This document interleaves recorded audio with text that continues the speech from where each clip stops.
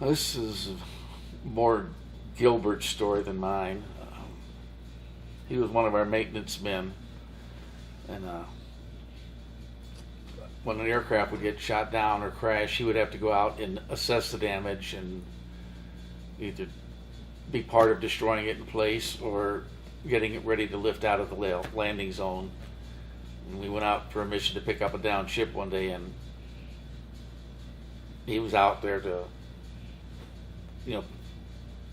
the aircraft was salvageable, so he was going to, get it ready for being pulled out. And part of it is standing on top of the damaged ship while he hooks it up to the one above to get it out. It was a lot of ground fire, and he wasn't very happy about it. But we got out anyway, all right. Nobody got shot.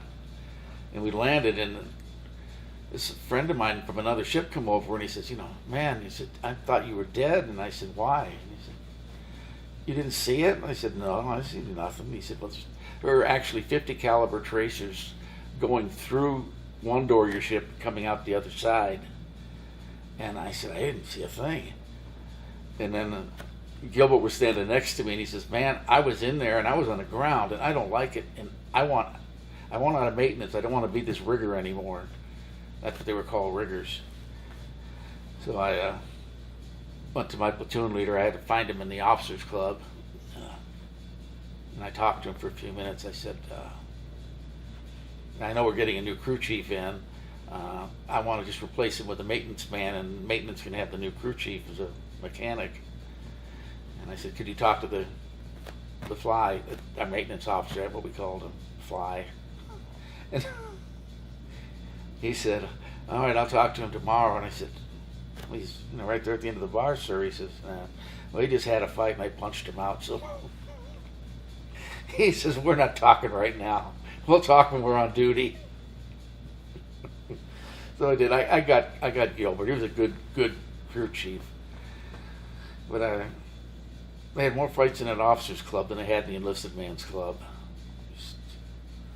It was too many young warrant officers, 19 years old, 20. This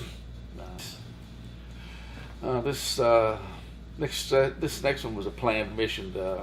Some of the LERPs we used to put out, they found an area with they suspected was being used for supplies, so they sent our infantry platoon out, all 18 or 19 of them, and they went into a complex of bunkers. They found a bunch of food and medical supplies, so they destroyed them and then checked the area out, and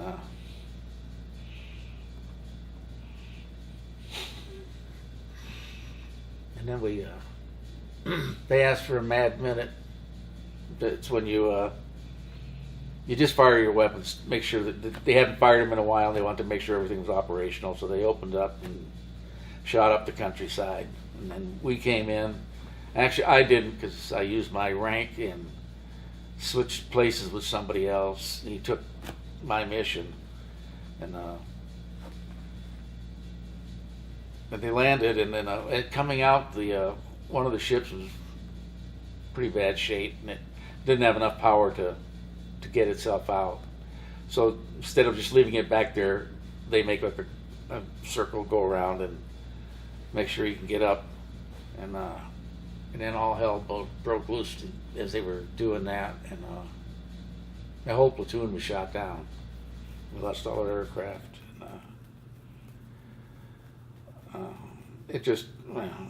It's called a rat fuck. It's just so confusing. Nobody knows what's going on. We couldn't go in to help them because we had no aircraft. They were trapped on the ground. They had support from our weapons and scout platoons, but there were a lot of injured people, a lot of people killed. Just all of them that got killed were my friends.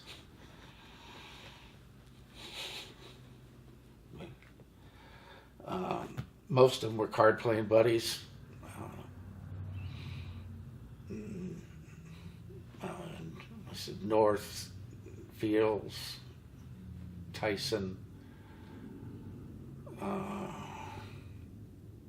They were all infantrymen. They all got killed. Gilbert, my new crew chief, he got killed. And just after that, my mind kind of just kind of went. I don't remember much of what happened next. I know we had services for him, and in the middle of services, another man came in and told the chaplain that he just handed him some paperwork. And he said that in the middle of service, he just said, "Oh, by the way, we'll pray for the souls of 3 more of my friends have been killed about an hour before. We just found out." And I really can't put anything in any chronological order. I don't remember much of what happened between February 15th and June 2nd or 3rd when I left the unit. Just my last mission was I'd signed out of the unit. I didn't have any weapons. I had a rifle but no ammunition. And there was some pilots in another unit that had been shot down and killed, and then we were going out to get them. My unit was supposed to go out to get him, but the door gunner was missing from one of my ships, so or our ships, because I wasn't in the unit anymore. So I flew the mission. I borrowed his gun and helmet, and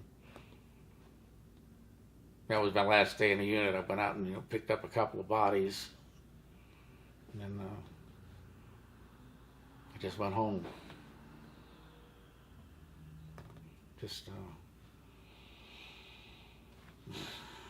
Even one of those men that were killed, Jim Fields, he's from Plymouth here in Michigan. And I've never had the nerve, though, to try to meet his family or even see his grave. We're all asleep.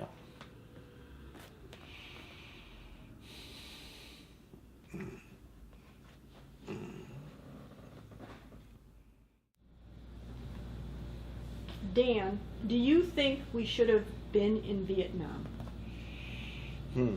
Well, probably not. But I think if we did go, we should have had a definite plan to what we were going to do, and the politicians should have left it to the military to do the operations. And with a set military plan, you wouldn't have wasted all these lives. Tens of thousands of people, hundreds of thousands of people, north and south, the militaries from Korea, Australia, New Zealand, all around us, the United States. You may not have lost as many people if it just had been done differently, or not done at all. Because Vietnam today is basically a capitalist country. They have their businesses and hotels and I don't know, just a lot of wasted life for it amounts to nothing.